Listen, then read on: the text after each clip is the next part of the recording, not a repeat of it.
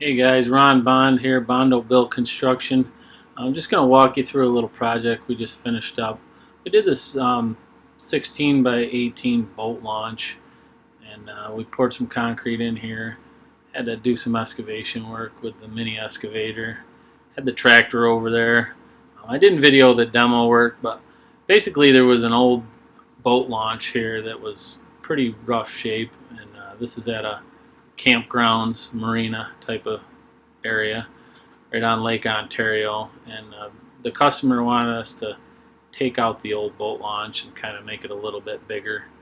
And we ended up digging it all out.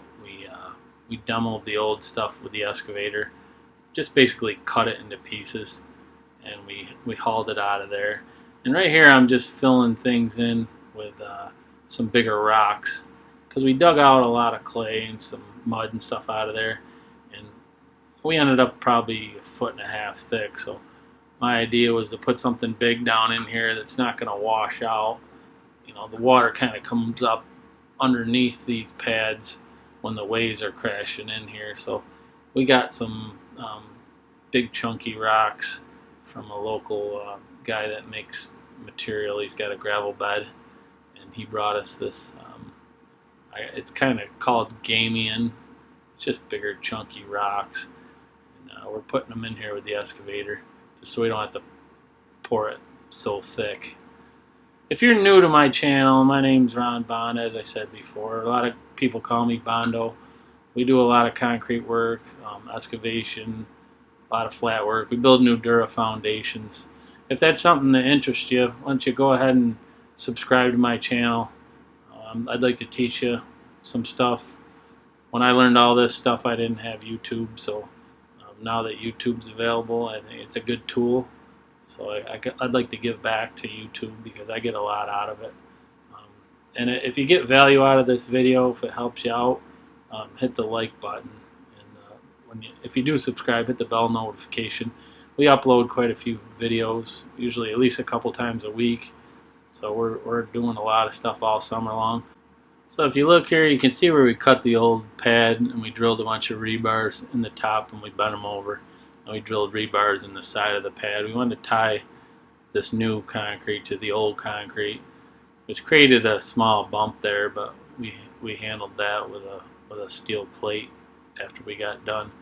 We didn't want to get down in the water too much and do anything in the water, so the water's been real high on Lake Ontario, so basically we had a sandbag. If you look there, we can see there's a bunch of sandbags we had to stack up just to keep the water from pushing up where we were trying to pour this thing. And we ended up putting all these rocks in there and pouring it in the same day. If you stay with me on this video, you'll see us pouring this here in a little bit. After we got the excavation done, I had the concrete coming right in. Here I'm just taking the excavator and trying to smash down some of these bigger rocks so that they're not sticking up too high, because I wanted to have like 6-7 inches of concrete in this thing. I wanted to make sure it was good and strong. That lake can be pretty brutal. So I was just going to pull up here and have my son Jason shoveling in some smaller stones, as we couldn't scoop them up very good, so he's just shoveling in some finer stuff. There's a couple holes I wanted to get filled in, so I just had him just shoveling some fine stone. There was a little bit of fine stone mixed in with these cobbles, so I wanted to use that. Not sure if you can see it in the video, but there was quite a bit of water that was pushing up underneath the sandbags, so I wanted to take this finer gravel and get it in there between the bigger rocks and try to get the area where we can just push the water out with. We'll use like a real thick low slump concrete and try to push that water out. That's how we ended up handling this.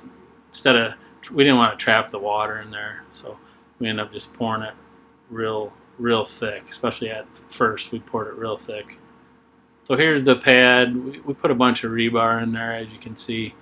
This is right what it looks like right before we wanted to pour everything. So we got it all formed up. Like I said, tons of rebar, rocks are all in there. We pull this rebar up as we go.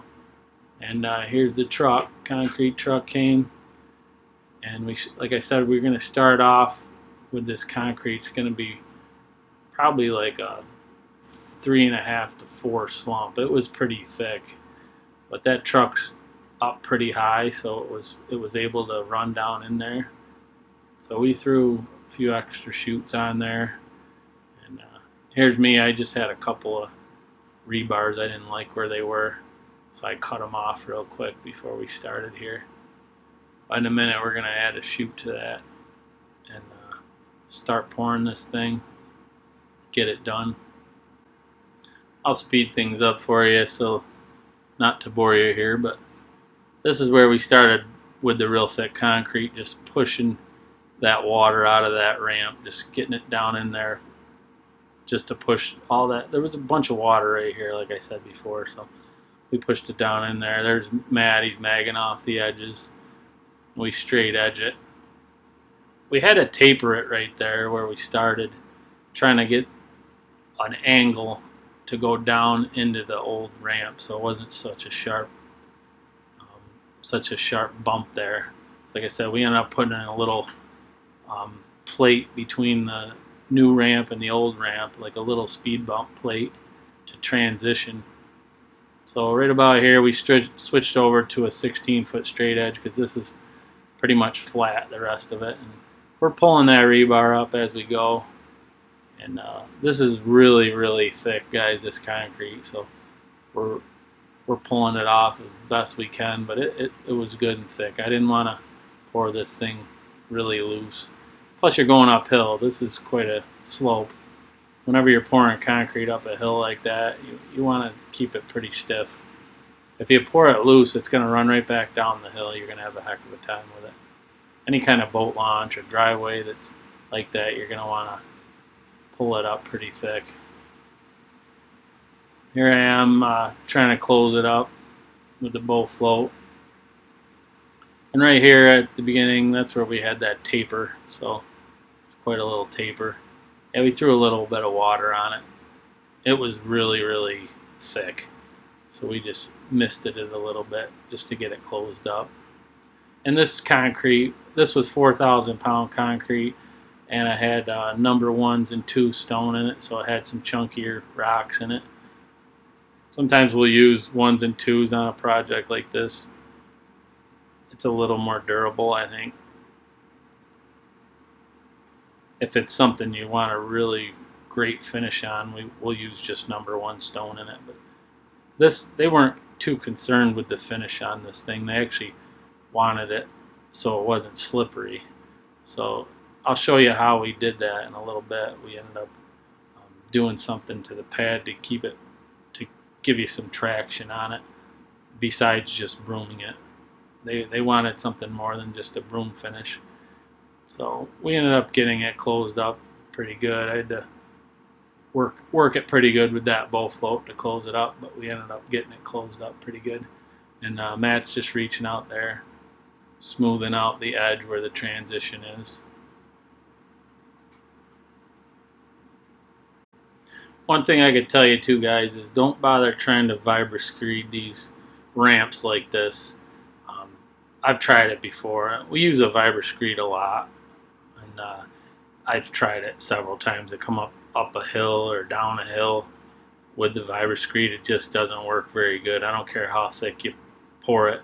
If you pour it too thick, the screed doesn't like to pull the material off, and if you pour it too loose, obviously the vibration of the screed will just roll it right back down the hill, and you won't end up getting what you want out of it. So don't even bother trying it. I've tried it a bunch of times. We're just floating everything off, trying to get a little bit. We ended up cutting out this area right here a little bit with our mags, kind of like you would a doorway in a garage.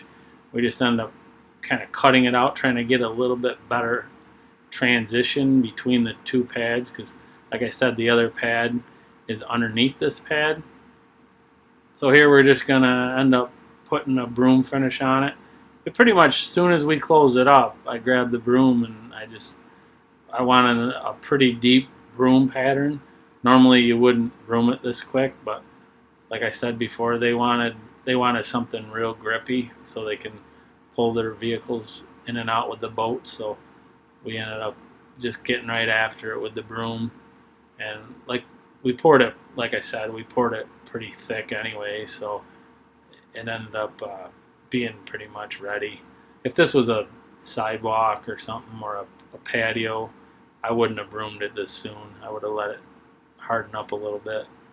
But we got right after this, so it was kind of nice because we could get this job done fast. We ended up putting all the stones in and brooming it and everything, and we were gone in a few hours. So jobs like this are pretty nice. You can see there's a lot of fat on my broom. Normally I definitely wouldn't have broomed this quick. You can see I got a lot of fat pulling off that thing. We'd have let her tighten up a lot. I'll speed this up for you. Like I said, we just broomed her off here, nice and rough, giving a nice grippy finish. I'm magging off the edge real quick again, a couple bad spots I didn't like, and then I just hit it with a smaller broom. Just trying to get that transition better. Yeah, washing up the tools and stuff. This is where we ended up taking this sidewalk groover and grooving lines in this thing just to make it have better traction for the guys pulling their boats down in there. So about every 2 feet we put a sidewalk groove in it, which left a nice little traction aid, I guess you'd call it. It worked pretty good. That's what we're doing here. I just got my seamer that I seam sidewalks and patios with. I like to lay the screed or a board or something down. I'll go ahead and put some lines on the pad where I want the groove, and I'll just groove it right down in there. When you're putting these grooves in, you want to make sure the concrete's soft enough. If you wait too long, especially with these bigger stones, like I said, this concrete had number 1s and 2s in it, you got to get that groove in there pretty early. You're not going to get them in there, so you really want to get after it soon and plow those grooves right down in there. Basically, you're setting the stones when you're doing this. If you do it early enough, you're actually getting the stones pushed out of the way and closing it up with fat, or the cream that's in the concrete it'll kind of push the rocks out of the way, and the cream will kind of fill in around it. So that's what we're doing here. We end up putting, I don't know how many grooves in this thing, but the customer really liked that because he was really worried about having enough traction on there. The old boat ramp that we took out, they kind of took a 2x4 and pushed it down in there and created a little bit of a traction aid that way, but I didn't really like that. I think this worked out pretty good, and it's got a bunch of seams in it, which if it ever wanted to crack, it's got all these seams in it, so it'll crack on the seams. That's usually why we put these in there for control joints. But like I said, with this one, it was just purely for traction. So we got all our grooves in, and I'm just going to run around this thing with my edger and picture frame. That's what we call it. We ended up taking the edger and running around it. It makes it look like a picture frame, kind of. That's what they call it. I think it looks real good after you broom it to hit it like this. Well, that's about wraps it up for the video, guys. Thanks again for watching if you made it to the end of the video. If you got some value out of this thing, help me out and hit the like button. That'll rank my videos higher. I'll be able to reach more people, and it just helps with the algorithm on YouTube. And if you got any comments, throw me a comment. If you do things different, or you got any ideas, you would have done it a certain way different than I did it, go ahead and mention that too. There's a lot of different ways to do things. I'm open to your ideas too. I like to learn just as much as I like to teach. Thanks again. Take care. One more thing, guys. I'm going to pop up some videos at the end of this video that show you a little more in-depth detail on how to broom these patios and stuff. Something that's a little more fancy than this, where we actually wanted a finer broom finish. Thanks.